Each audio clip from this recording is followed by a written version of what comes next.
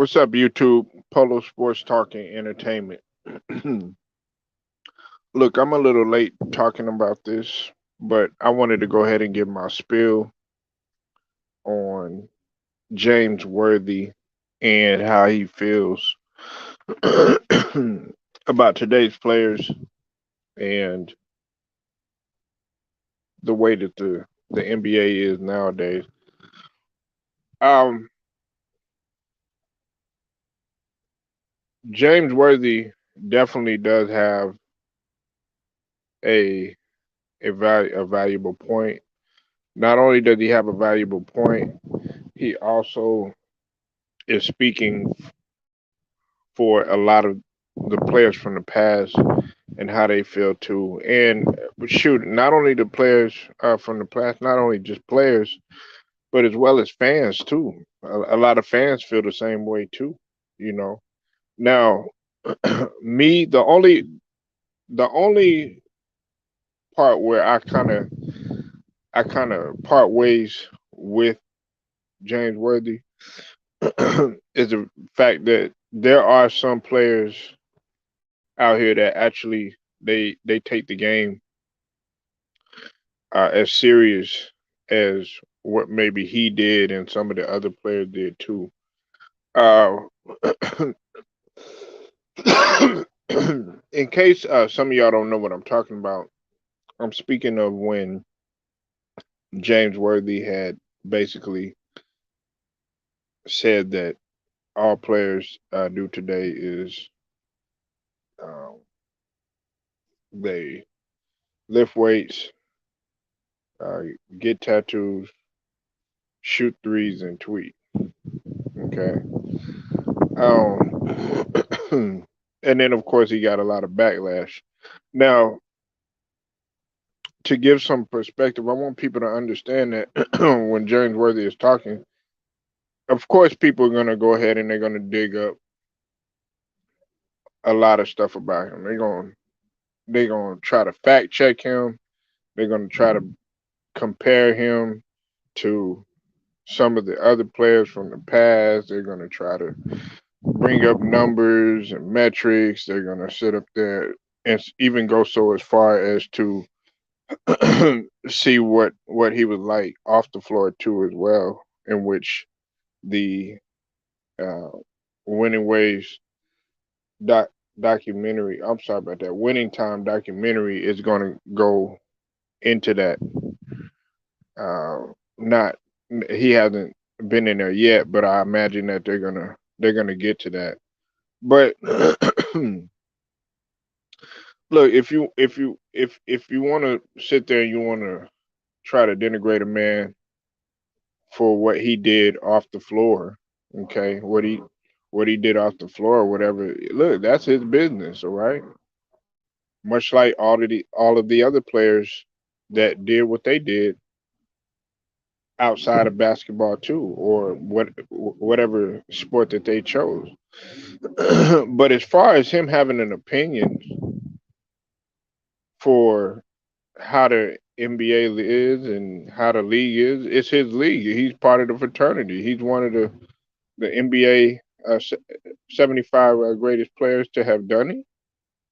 You know, uh, he is a champ. He's a multiple time champion, and on top of that, James Worthy, what he brings to the table,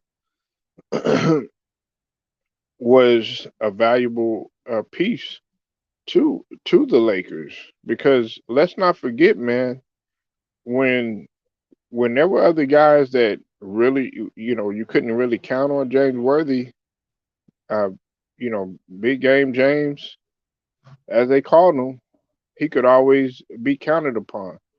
Look, it was just like how he was feeling disgusted about how the Lakers were. It wasn't just him; it was Robert Horry. They were both feeling disgusted at what direction that the Lakers were at what direction that the Lakers were going. What's up with it, Scrub? I see you in the building. What's up with it? What's up with it, Marco Henry? Yeah, he does have a Finals MVP. People forget that too. You know, But see what people gotta understand, man, is the fact that James Worthy, man, he feels the way that a lot of other players feel. Now, don't get me wrong, man.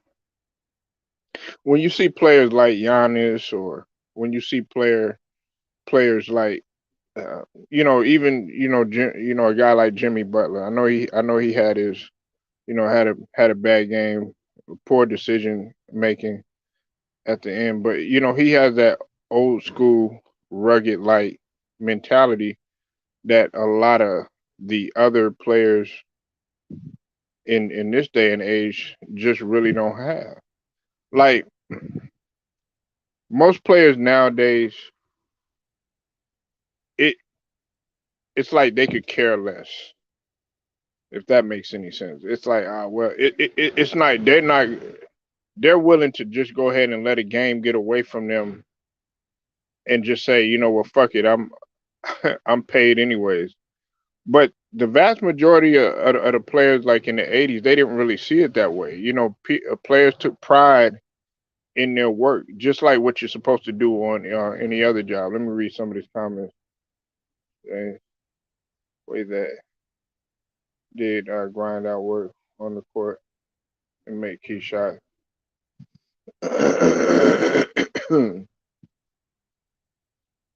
Yeah, but I'm talking about like just the way that he's feeling. See, what they want to do is they want to sit up here and they want to try to bring up unnecessary shit about what James Worthy did and what Magic did and what all these other old school players did and stuff like that. Which, I mean, it's no secret. I mean, it's no secret, what I'm saying, what they were doing off the floor and everything. But one thing that you couldn't say is that they took care of business when they were on the floor. Okay, whether those guys were sleeping with 1,000 women, whether those guys were might have been drinking or partying or whatever. Them guys showed up. Now, if they didn't show up, then that would be a different. Then we would be talking about them. We would be talking about James Worthy in the same breath as you would like a guy like Orlando Warridge. God rest his soul. We would be talking about those two players because the difference between that is that James Worthy actually showed up.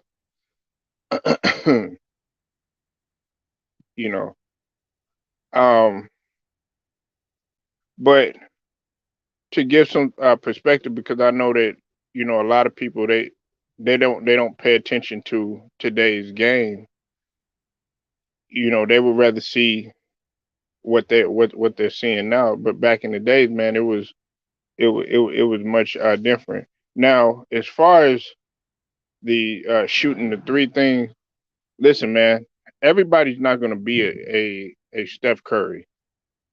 Okay, everybody is not going to be a Steph Curry. I want to make that clear. I don't have a problem with guys mixing it up in terms if they're a big man and you shoot the three every now and again, because if you really look at it, the stretch four position, it started to come about even back in the days when Cliff Robinson was playing. I've talked about that before. Sam Perkins, as he got older, big smooth. You wanted to see him shoot the three or whatever. You know what I'm saying? You even used to choose him on the video game because he was automatic from downtown and stuff. But it wasn't like on the regular, like how they're doing it now and everything. Me myself personally, I'm not the get off the line type. Simply for the fact that I watch the younger generation. Matter of fact, I went to a few graduation party. One of the guys, he hoops and everything. The way that he plays, he still can go inside and go out. But a lot of the a lot of the younger generation are just they're in love with the three ball. And it's not just short guys, it's tall guys too. It's 7 footers. Everybody, you could be 7 foot or you could be 5'5". Everybody's in love with the three. Everybody's in love with the three. But what trips me out is if you're sitting out there and you're pulling, okay, like for instance, okay, what Max Struess did yesterday, taking those shots from like damn near half court and all that other stuff. You couldn't do that back way back when. Coaches frowned upon that. Coaches frowned upon that. You know, and there were more 3-point specialists. Yeah, yeah, absolutely, absolutely. I mean, it's not everybody. I wanna make some points clear. Like for instance, like a guy like pre-injury Paul George. Okay, Paul George wasn't just shooting the three or settling for the three all the time. No, he would mix it up, get in the rack, get to the paint or whatever. LeBron James, okay, for all the hell that everybody gives LeBron James, even he when he came in, mixing it up. And see, that's the thing.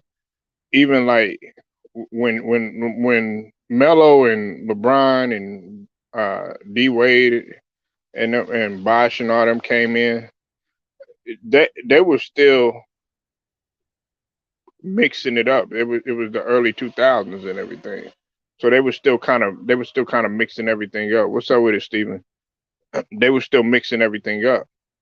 But but see, when Steph Curry had started to come in and everything, then everybody wanted to kind of copycat everything.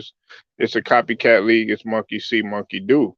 But see, Shaq had made a good point one time, though. Okay, and although there's some things I don't agree with what Shaq says, and I don't agree with some of the things that he did in his career, he did make a good point though. They asked him, they said, I think it was on a podcast. They said, "Would you, what would you do? Would you be successful in today's league today?" And he answered yes, because I would do everything entirely different. I mean, he would do the opposite of what everybody's doing. He said I would still be dunking. He said he would still be taking it inside and everything while everybody's shooting the three and everything. And that makes sense, because why sit there and do everything that everybody else is doing? That's what makes the game like boring. It's just like if you were a female and you doing the same thing every single time and you always being repetitive and stuff like that, 9 times out of 10, guess what? She gonna go elsewhere because she needs something different.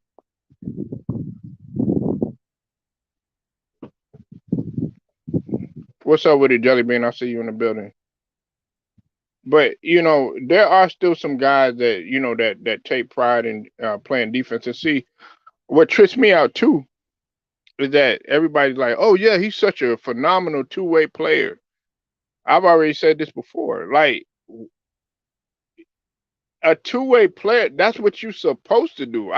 You supposed to play both ends of the floor. And if you wasn't that great of a defender, you're supposed to be a somewhat of a decent help defender. But a lot of guys don't really understand that, but they'll just be like, "Yeah, yeah, oh man, he's such a great two-way player and all this other stuff." Nah, he's just a great player. He's supposed to do what he was supposed to do. And James Worthy. Now, I went back and I had to look at something too. If if I could compare, like, well, nah, I ain't gonna do that. I see a lot of Giannis.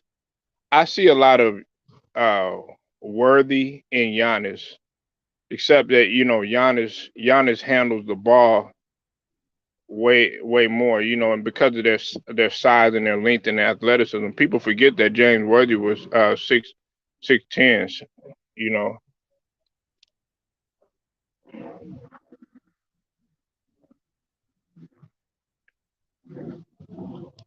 Yeah, exactly. It wasn't just one dimensional. It wasn't just one dimensional. And And see that's but see that's the perception. And the more that they try to diminish some of the older players and some of and try to hype up today's play, which I don't have a problem with today play. See, the thing about it is you have to appreciate a guy like a Clay Thompson. They say Clay Thompson, all he does is just shoot and shoot and shoot. No, he doesn't. That's one of the reasons why he's my favorite player on the Warriors. You know why? It has nothing to do with his shooting. It actually has a lot to do with his defense because he's checking every when he was 100% pre-injury Clay Thompson. He was guarding multiple positions, and usually the best man. And then on top of that, he was a crucial shot maker, a clutch shot maker, and could also get it done not only from the 3 point, but he could also drive to the paint, sparingly. Yeah, he does. Yeah, exactly, Jeremy. He doesn't get the credit for the little things, but see, that's what we're here for. We're here to let you know. We're here to counteract the bullshit that they're gonna put out there and stuff. You know, and that's why you have to appreciate. Now, look, I don't sit up here like when I go to a game because I know there's some people that I conversate with. Some of y'all probably don't go to the games that they're playing nowadays. Y'all base everything off of video games. Okay, me, that's not me. Okay, I I actually go to watch some of the youth play. You have to go to some of these actual high school games, the AAU games and stuff, to see what they're doing now and stuff. Now they still have some coaches that don't like guys just sitting up there just pulling up from anywhere. That I know that some of the coaches down here they don't put up with that type of shit. They don't put up with that type of stuff, or you just being about, just shooting the ball every time you get it. Nah, you know, and everybody's so used to just having just one guy dominate the ball and all this other stuff. I mean, we could take it there too. If we're gonna talk about just okay, guy just pulling up all the time too. Well, we also got to hold. We got to talk about the quote unquote LeBron James system. Hey, look, the Warriors don't have that system, and they're successful. The Pistons don't. I mean, I'm sorry about that. The Celtics don't have that system, and look at where they're at. And they play defense regardless if they flop or not. You know what I'm saying? We talking about minus the flopping. These guys are still successful doing what they're doing, and they're buying what Ima Udoka is preaching and selling.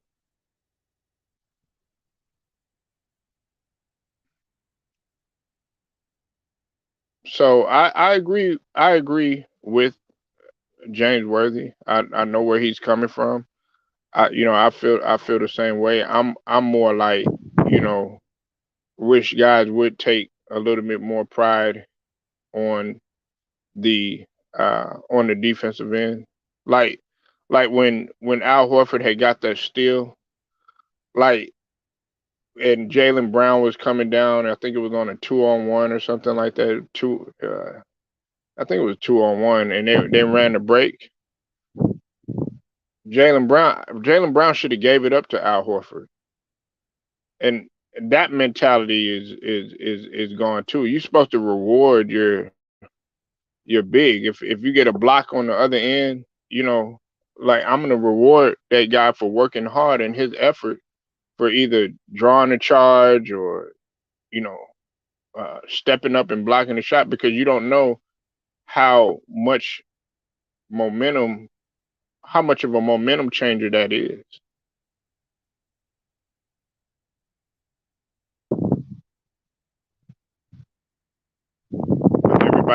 Everybody's gonna look at a guy like James Worthy. They're gonna be like, oh yeah, well, Man, this guy, he's old and all this other stuff. Man, all he did was, you know, have sex parties with Magic Johnson, and look what they did and stuff like that. Man, look, you think they were the only one that were engaged in that type of lifestyle? Yeah, exactly, Scrub. But they don't believe in that. Everybody's like, yeah, I got to get mines. It's all about self.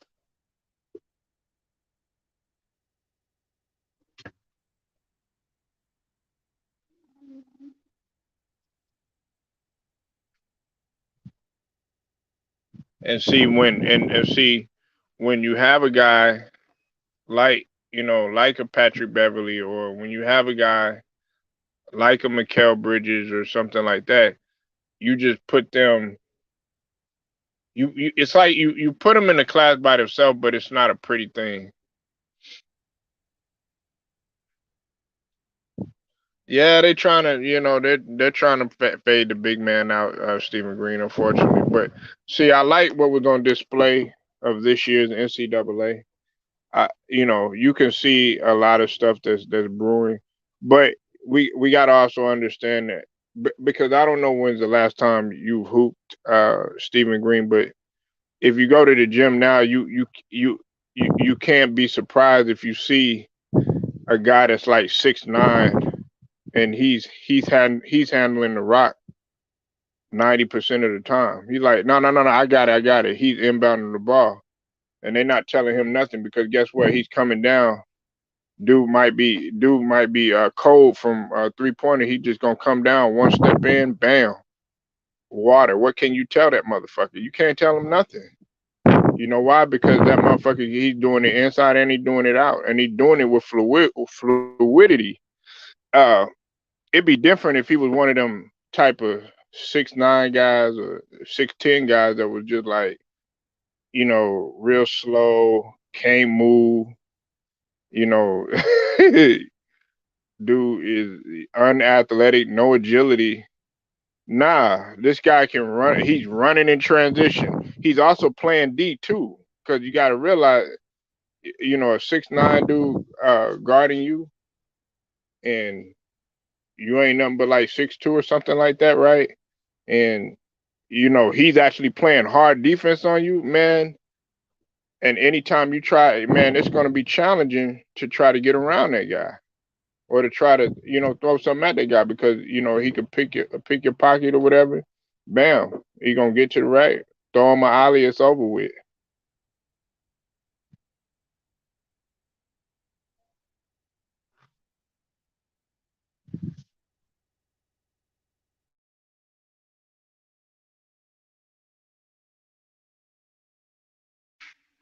What's up, Albuquerque? Hold on one second, y'all.